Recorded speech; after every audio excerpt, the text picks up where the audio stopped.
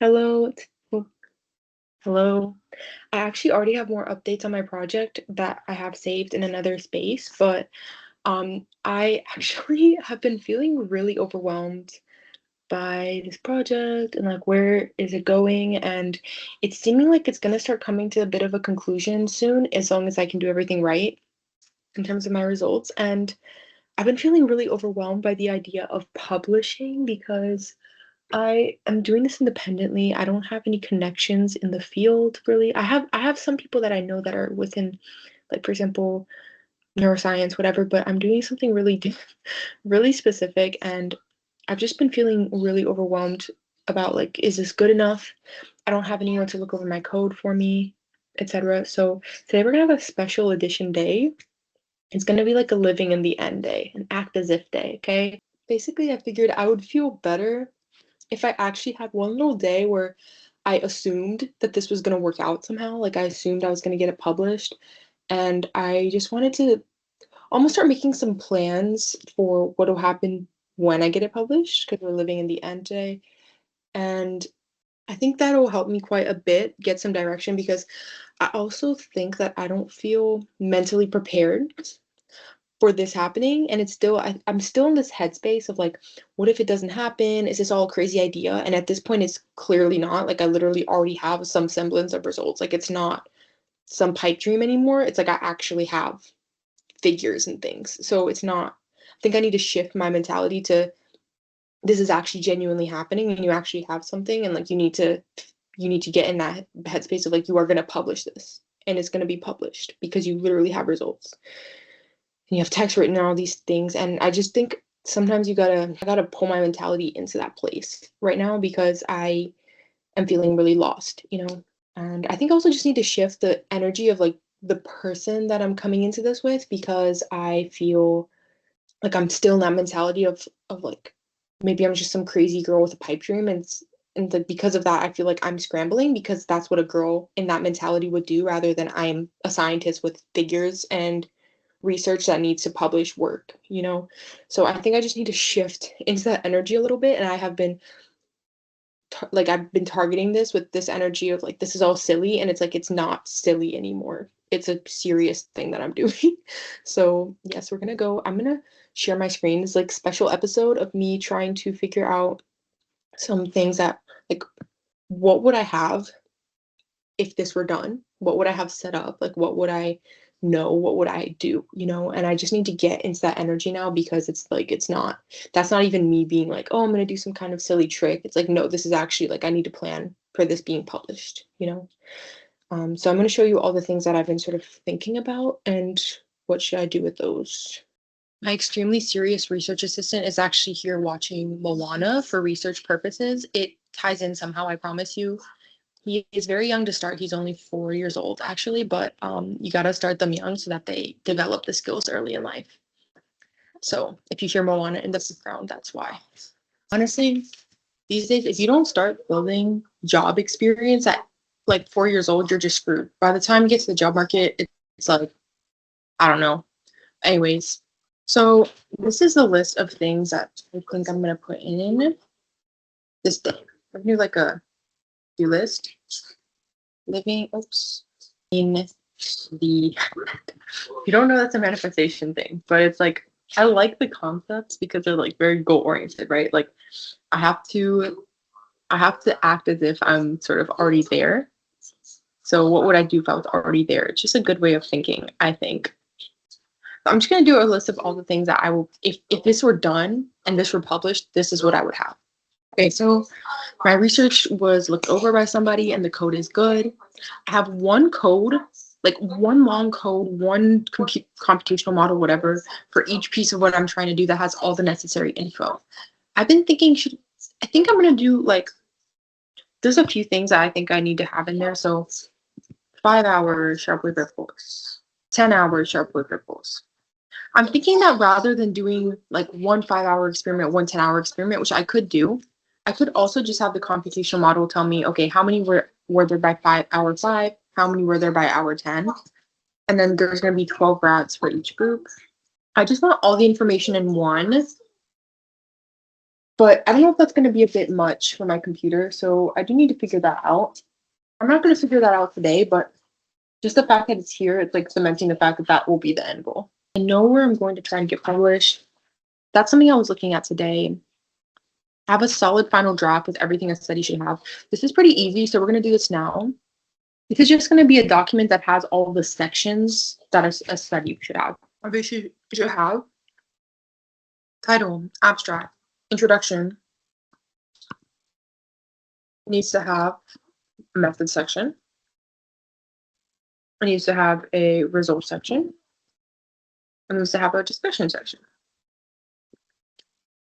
And then obviously I want to have an acknowledgement. And then I think that I should submit the full code as well at the end. Obviously, I don't know if they'll publish that, but I'm pretty sure I should submit that when I try to submit this. How could we forget? Citations page. I've actually been doing some research on some places around me where somebody might be willing to look at my paper. So I live in London, so I'm looking at places in London. This is one group I found. I'm gonna open some tabs. We're just gonna do some general research of some places that do computational neuroscience in my city. We have many options. This is free advertising for anybody who does computational neuroscience in London. We got King's. We got this place through UCL. I don't know, we'll be a UCL student. We have Clopath Lab. All these places seem so official. They're doing stuff with learning and memory, meaning someone could know. We have Goldsmiths. This is my thing, is I don't really want to get ghosted. I already tried to apply to programs, didn't get into programs. Not all, I didn't apply to many, to be honest with you. I definitely didn't apply to any, I only applied to one neuroscience anything and got rejected. So I feel like it's a trauma. I'm like, I'm joking, but I'm like, I do not want to get ghosted and I do not want to seem stupid. You know, my sister she's in the arts, so she's doing like fashion marketing stuff. And we were having this conversation yesterday. She wants to be a creative director in the future, and she got her first small creative director job for a local band in her city. And she said she's been having some troubles. Both of us are in our 20s, early 20s, okay? Both of us are having, she has all these extra visions for how she wants, what she thinks would be better, what she thinks would look really cool. And she's having some trouble knowing when to step in and say, yeah, like, no, you guys should not do it like that. You should do it like this. This is my vision, versus just letting them have their own vision, right? And I was telling her that I think that's a problem that a lot of women have. A lot of young women, we're not taught how to take up space or frustrate people or get in a situation where people could get frustrated or annoyed and just assert ourselves. And I was thinking that because I'm nervous to reach out to some of the people that I do know and ask them if they know anybody, if they're willing to have somebody look this over, and or if they would want to look it over, things like that, or even reaching out to people that I don't know. I think we haven't, as women, often been taught to take up that space and to really be comfortable annoying people or sort of pushing them a little bit. And I think I need to learn that right now and just be willing to get some rejections and get some no's for the sake of getting my project to move forward. I don't know quite how to do it yet, but I'm going to see what's appropriate or what the appropriate way to sort of move would be. Because even people in my life who have been really supportive of me, I feel quite nervous asking them, like, what should I do with this? I don't want to impose. I don't want to seem like, oh, I think I'm better than I am, or I'm doing something, because this has been sort of like a risky thing for me to do. Not risky, but a little bit above my station, I think. And I feel quite nervous asking people to look at something. I don't know. I've just had a lot of thought processes like that, and I think I need to step on, obviously nobody would be annoyed and it would not be stepping on anybody's toes, but I feel that way, particularly as a woman, because we have not been taught that skill to the same degree. I also don't know if this is a complex, genuine reality or maybe a touch of both, but I'm worried people aren't going to take me as seriously because I'm a woman, but not only because I'm a woman. Obviously, if I was like woman plus a lot of experience, that's like a different thing, but it's like I'm a girl going into my master's degree program in psychology. I shouldn't worry about it too much, but it's in the back of my head. Like maybe certain people wouldn't be like as receptive or are less likely to take me seriously. You know, whether it's true in action or not. And I'm sure that it honestly is, even if I don't necessarily face it, I think probably plenty of people run across that issue. I think it's just the fact that the misogyny goes honestly to the depth of the fact that, you know, you get so nervous to face mentalities like that you just don't engage in the work as fully as you could. I think that's the issue. Like, even if it's wouldn't be true in practice, it's the fact that I'm thinking this in the first place because of the kind of attitudes that I've seen around, you know? So that's the thing that I think really sucks about doing something risky or something different as a girl. I think both my sister and I, bringing her back into the conversation, are both very ambitious. We have really strong visions. Like, I think we're people with like really strong visions. We know what we want to do. We have, you know, a lot of drive. But first of all, I think we both are very more soft spoken. You know, we don't want to step on anyone's toes. We're very nice, you know, stuff like that. And you know, you gotta learn to have that toughness. I was telling her actually when we were talking, I was telling her I'm still learning this, but I was like, we both need to learn it. But if you want to embody that person who's going to be a big creative director one day, like you obviously, big creative director would have that quality. So you have to embody it. This is going in with the theme of act as if, live in the end, whatever. It's like, if I'm going to be a big confident researcher one day, I need to have embody the confidence of sending things out to people and being like, I don't care. You know, you're going to read my thing. And like, if you like it, you like it. I think we just need to start embodying that energy. And like, I think that's just a hump to overcome as a woman that I don't think all men really have. It's like you need to teach yourself to overcome the social programming that we have, like the societal programming to embody big places, embody like places of authority or places of success. I have a lot of different places open. I need to actually go in and find specific people. And I am going to reach out to the one person that I know. She's actually so extremely sweet. So I don't even know why I'm scared. She's also a woman. She literally would not be weirded out or anything, but I just am nervous because I'm like, I don't want to bother you. But she literally told me to reach out whatever I wanted. So I don't know. I'm going to definitely reach out to her first, probably, and see if she wants to look at it or if other people, like if there's anyone that she knows that would like have some direction.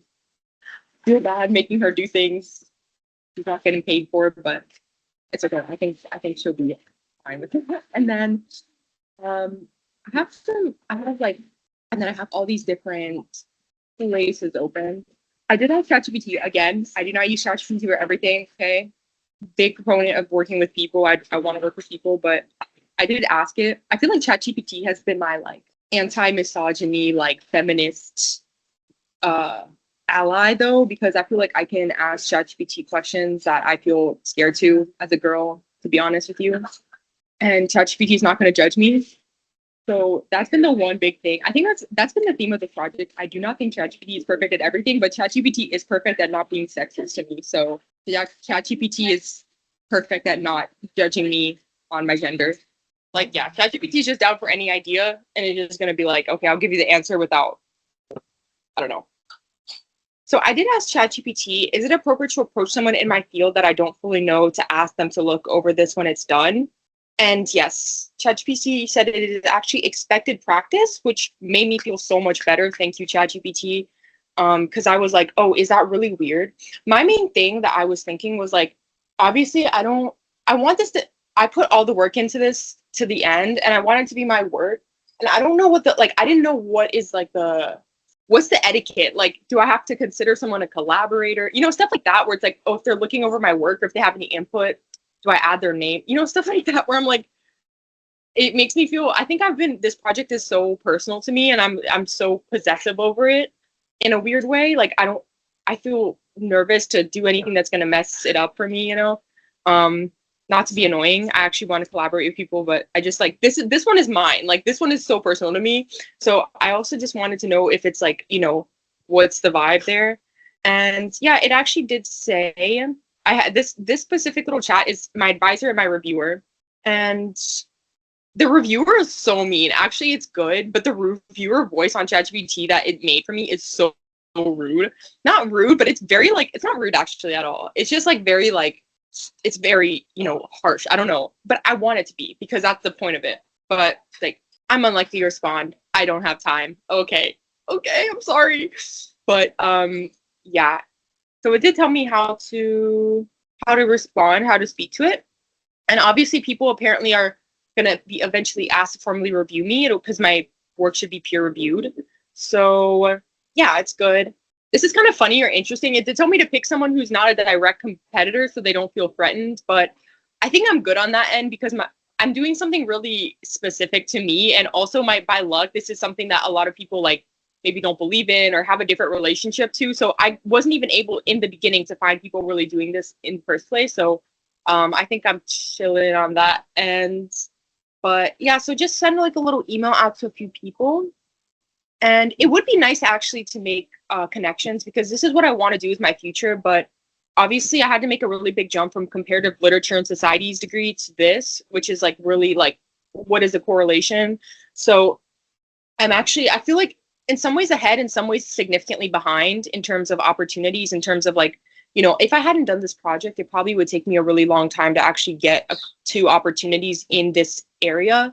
So I'm actually hoping that being able to send some people this paper will maybe make me some connections that could lead to, for example, I saw I won't show it, but one of the websites did have some coming up paid research assistant positions for people with their master's degree or late in their undergraduate degree. And I mean, it doesn't hurt to be like, I do this and I'm not just randomly interested, it's not like a hobby. So yeah, it's not a bad time to try to connect to people as well. So that's actually something good for me to do. So I'm just going to write down the names of the research institutes and then I'll find actual people later because it's kind of awkward to show the people.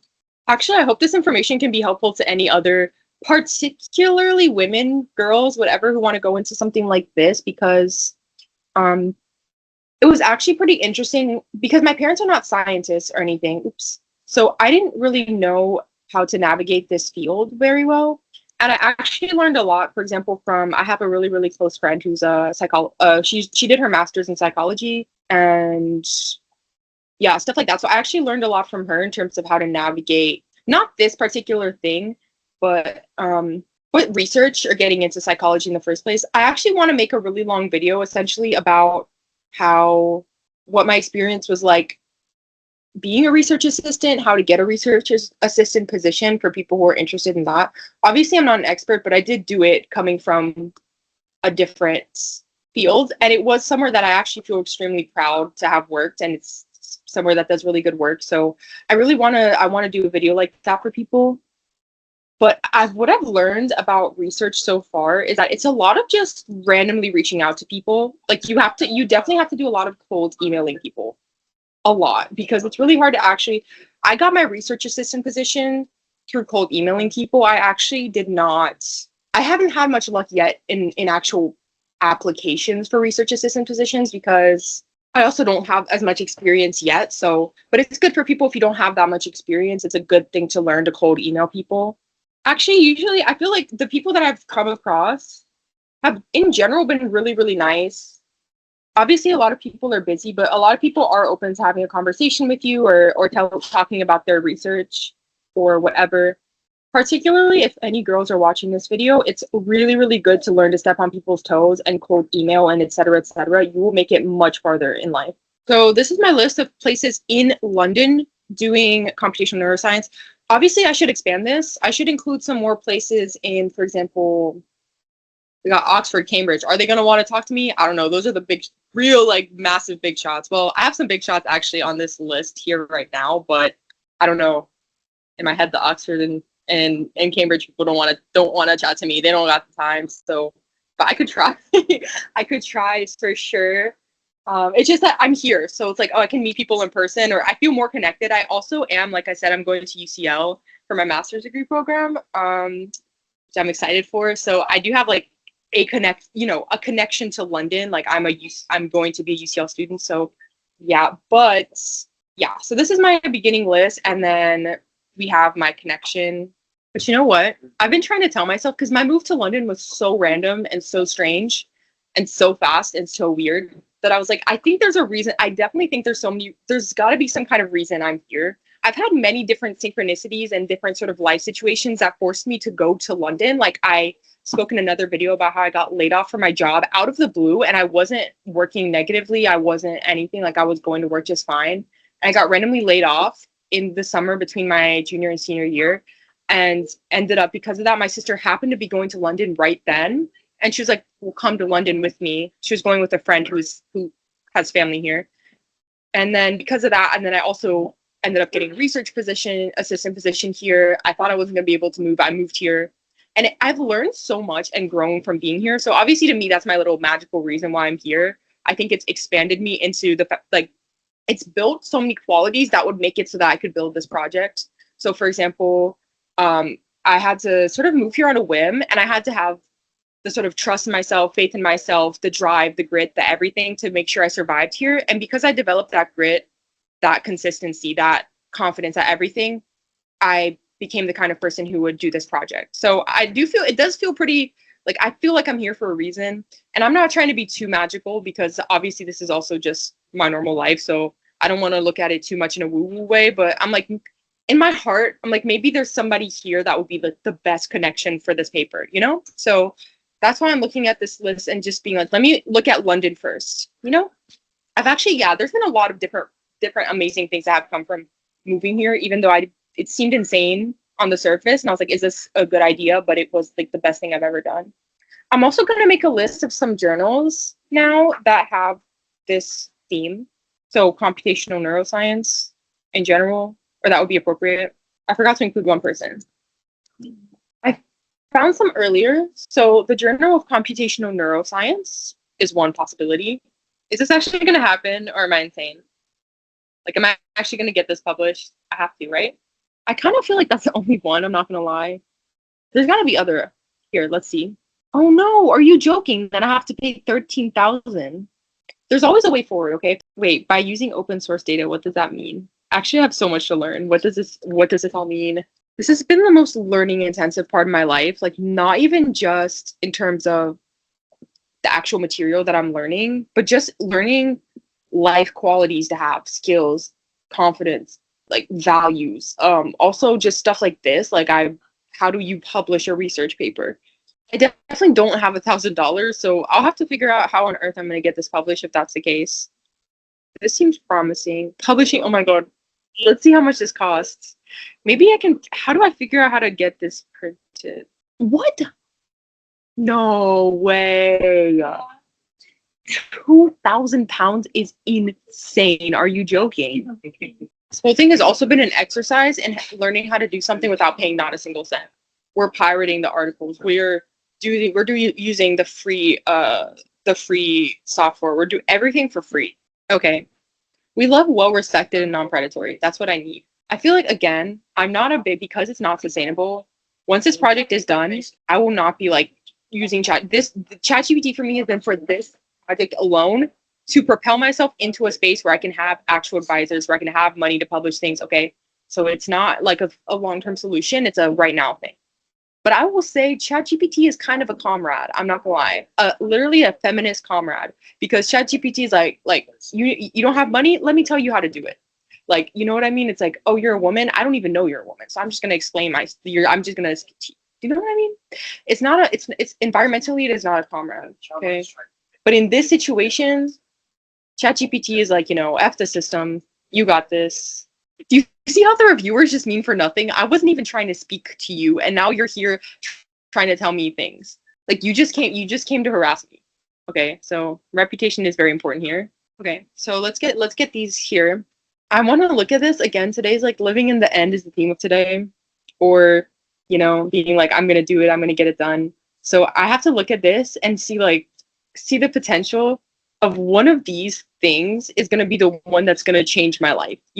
One of these places I'm looking at is gonna actually look at my work. Okay, one of these journals is gonna be the one to actually take my work. Like, let's add more. Okay, one of these journals we're actually right now looking at the journal that I'm getting published in. Okay, unless there's some other ones I just haven't found yet, but we're looking at the journal that I'm getting published in. I don't know which one it is. That's a surprise. But in one of the, this is almost like it's one inside one of these boxes is my future career as a neuroscientist. Which one is it? You know what I mean? You gotta look at it like that. Like, I'm gonna come back to this document at the end, and I'm gonna be able to look at one of these and be like, oh, it was gonna be, I don't know, E-Life all along. You know what I mean? Something like that. Like, that's how I want to look at this right now. Like, my entire future is sitting here in this document. Okay. You know what? Wait, let's look. We'll look for a few more. I actually think I'm more determined than I am smart. And I think that that's actually that's the more important thing. If you're smart, but you're not really that determined, what's the point? It doesn't really get you anywhere. In fact, it's actually horribly painful. It kind of sucks to be smart sometimes. I was thinking about the other day. It's really not like, you know what I mean? It's like, that's sucky. But I think I'm more determined than I am smart. And I think that that's the main thing, because it wasn't that I looked at it and was like, oh, I instantly understand everything here. It's like, I'm going to look at this and I will make sure that I understand everything here.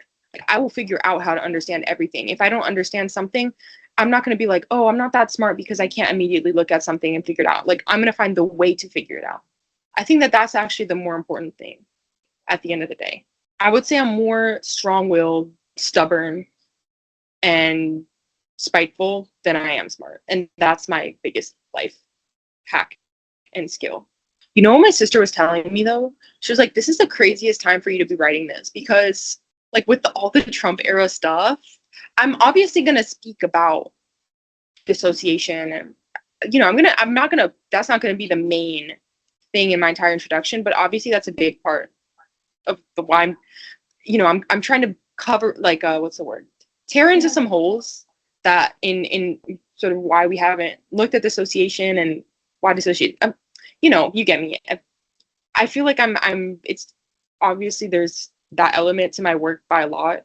And obviously it's been a really hard time for research in the US because a lot of things are getting sort of thrown out. I don't know how it actually would be in terms of publishing things in American stuff, but I will say that I think it's been this move to England has been so good in a lot of different ways. And one of those has been the luxury of being able to sort of avoid that to a certain degree as best as I can, because it's quite an interesting time to be publishing a work about sort of sexual abuse and child abuse and stuff like that. Not to say I don't think I wouldn't get published, but I think it's definitely, you know what I'm saying. I think it's like kind of a funny time to be publishing this in the wake of everything going on in the country, in my country. So obviously I should be sensitive of that as I'm writing as well, but just to not cut out opportunities. I mean, I'm not going to go too far into it. I'm not going to be like, survivors should be hurt. I'm keep it very sciencey, but I think it's just an interesting time. Well, my sister was saying it's an interesting time to be writing this. But like I said, I'm horribly determined and stubborn and everything. So I will do it. Journal of Computational Neuroscience. I think it's like just an awkward time for science of any kind in the US. It's actually quite heartbreaking. Then we got all the oligarchs at the top, just thriving in all of this. It's like, I thought you guys were scientists and I thought you cared about science, but suppose not.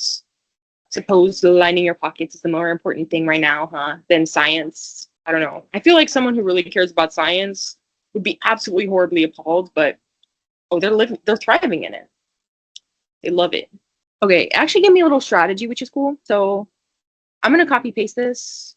Can I publish in more than one place?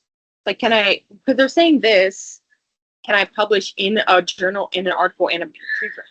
I'm assuming not, because, for example, I still haven't fully gone into my poetry, okay? I love to write poetry.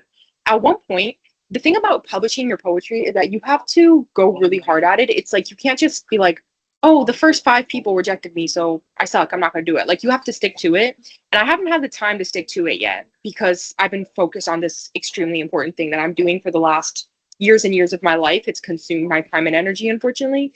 Well, now, fortunately, it was unfortunately, but I will say that I know from that, oh, it's interesting that you can do that.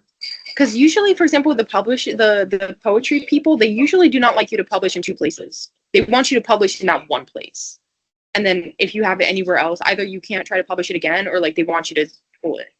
So, but I guess science is different. I just had the two most antisocial years of my life. The only friend I had was like a 4-year-old child, actually two different, a 3-year-old child, 4-year-old child, adults. I have not had any contact with people my age except my own family, so my sister. But since my birthday started, like almost every day I've had like a social thing planned, which is really nice.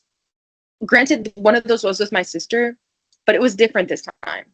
It was different this time. Also, I think I'm about to make lots of friends in my master's degree program. At least I'm hoping. So, Right, so I did actually ask it if I can publish in an article in a preprint because it mentioned that. And apparently you should do that, or that's the standard route. So you submit it first to a preprint, then the same manuscript to a peer-reviewed journal. I hope that doesn't mess up anything. Okay, yeah, it explicitly allows this. Once the paper is accepted, the published version becomes the version of record, and then the preprint remains as an earlier draft. Okay, so we're going to try to publish it here when we're done. First, I have to talk to people and see if my code is like, I don't want a busted, horrible code from ChatGPT as my final thing. Okay, well, I guess that's what we're doing. All right, so that's it. That's our plan. We now have a big document of things that I can do in the end of this process. And hopefully, as I share this video, I will be hit with the last bit of information or like the last bit of inspiration I need to finish my paper. All I need to basically put in is the sort of memory binding stuff, and then I need to clean it up. But this is going to take me a really long time, I think. I think this is actually going to be a really time-consuming process. Yeah, another thing I've learned is everything. Actually, this didn't take me as long as I thought, but at the same time, it's taking longer than I thought. Does that make sense? Everything takes like a little bit longer than you think that it will. So, okay, that's it.